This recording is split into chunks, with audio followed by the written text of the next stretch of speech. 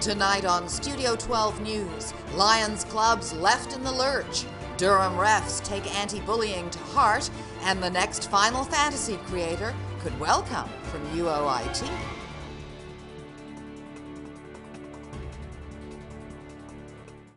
Good evening, I'm Kate Wheeler. Wages were the sticking point for CUPE workers in Whitby, but the inside and outside employees have ratified a new agreement which gives them a 6.3% increase over the next 3 years.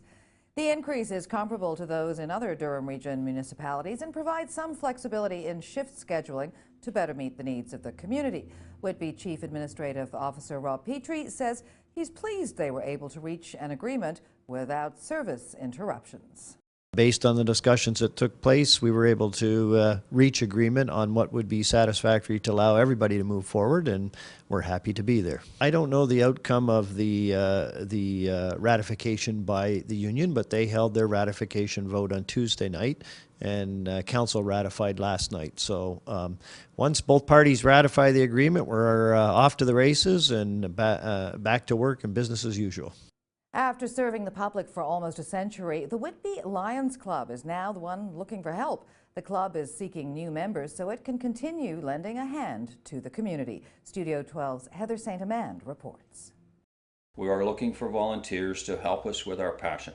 John Darling has been a member of the Whitby Lions Club for more than 10 years now, raising money to support services around the community. The only problem is there are just 10 members in the club, and that simply isn't enough to fulfill their duties.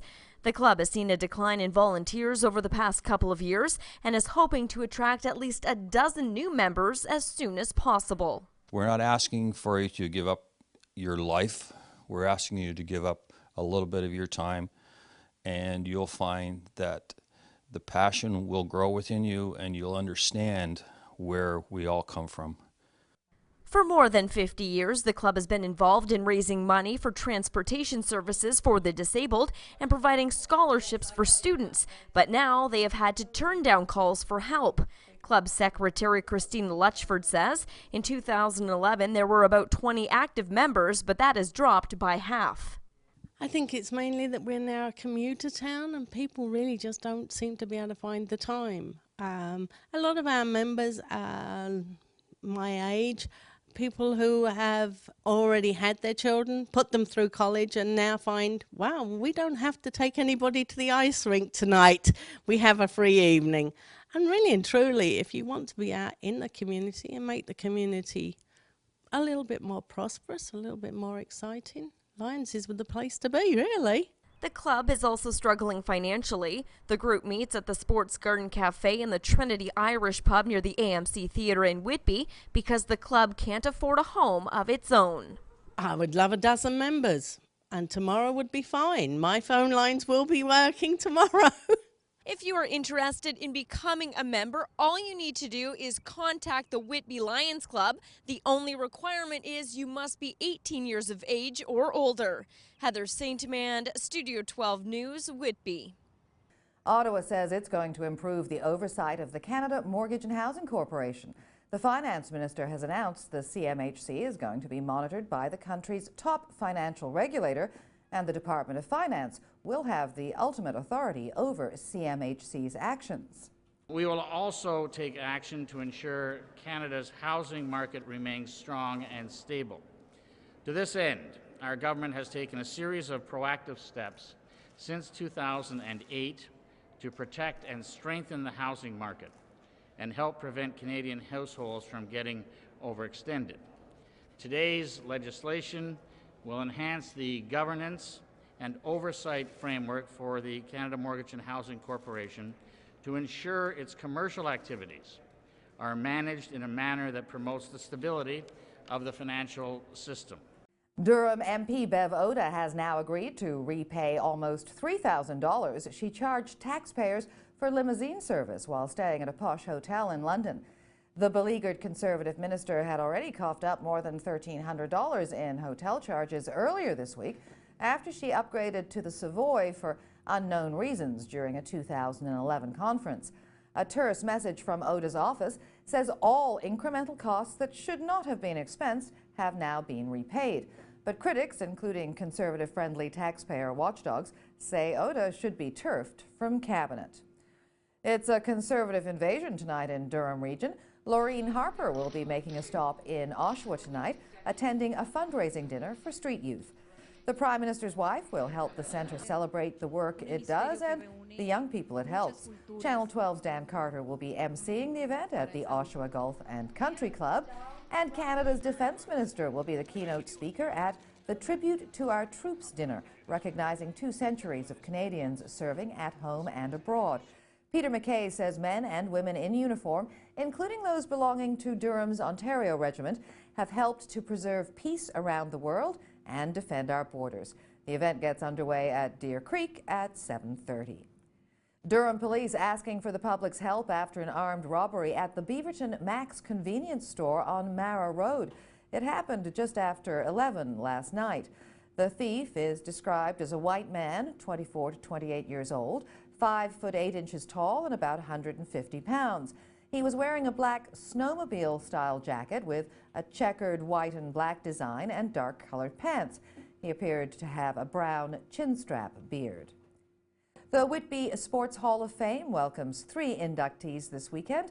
Lacrosse star Anne Windover, Stanley Cup and Olympic champion Adam Foote, and NHLer Wayne Primo make up the class of 2012. Anne Windover recalls a time in Whitby where girls didn't get the same treatment as boys on the ice or the lacrosse floor. Yeah, it was actually quite a surprise. I didn't realize that I was the youngest player until later in the tournament. Everybody seems so old to me, but when you get on the field, it's you don't really recognize the age difference or that people were older than me. I think because just I've always grown up with an older crowd, my brothers being older than me. And I always started out when I was 5, and I played on the 7- and 8-year-old boys team. So age really didn't make a big difference in my life, but it was nice to have that little part of being the youngest player and the top scorer for that year. The Hall of Fame induction dinner is Saturday night at Hayden Shore Pavilion at 6. For tickets, call Ron Graham at 416-540-3450. And Studio 12 News will feature full profiles of all 3 inductees next week. The Pickering Soccer Club is kicking off a new anti-bullying campaign, and as Studio 12 sports reporter Maddie Jo Tilley tells us, this movement is one of a kind. Stop bullying now! Is an imperative message our community is going to see more and more. For the course of the whole outdoor soccer season, every referee in Pickering will have "Stop Bullying Now" displayed on their uniform. After the news of 11-year-old Mitchell Wilson taking his own life from being bullied, Coach Tony LaFerrera helped pioneer this idea.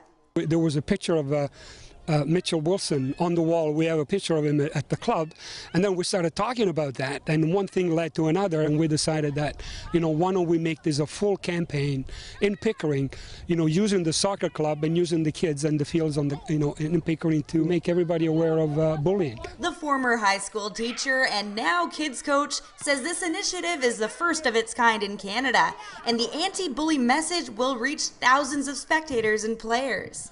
Well, we want to spread the message, first of all in our community, and we hope that from here other sports organizations will pick it up.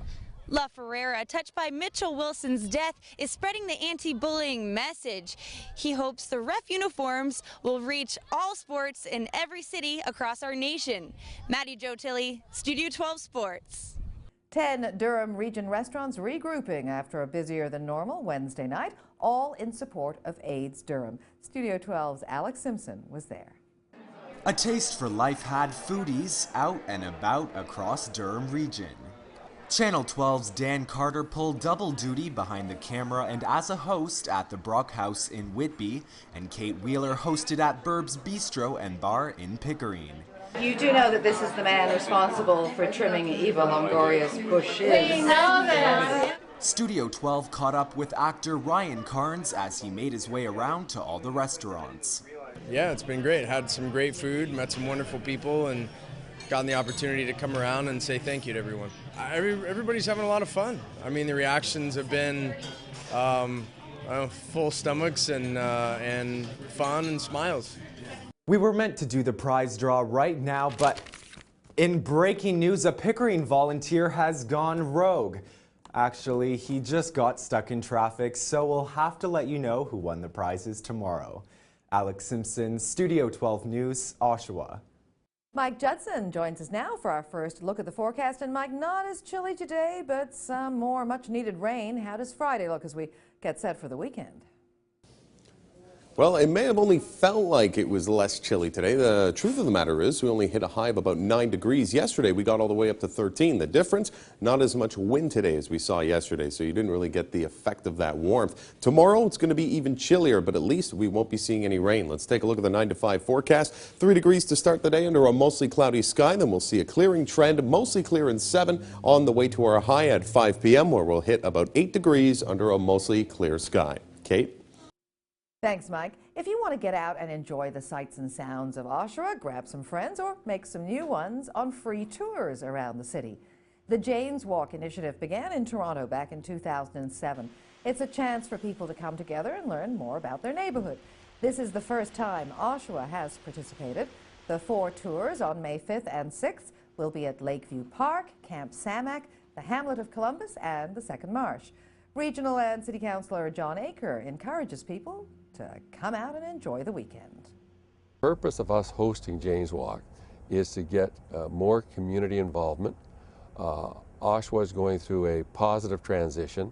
We want people to see all the attributes that the city has. We want them to know it's a great community to be part of, and the more they see of the community, the more pride they're going to have in this community. We have to take a break here at Studio 12 News. When we come back, a detailed look at the forecast, and we tee up the weekend box office releases, and this time around it's a real mixed bag of reels. Ann Brody is next with Time Out.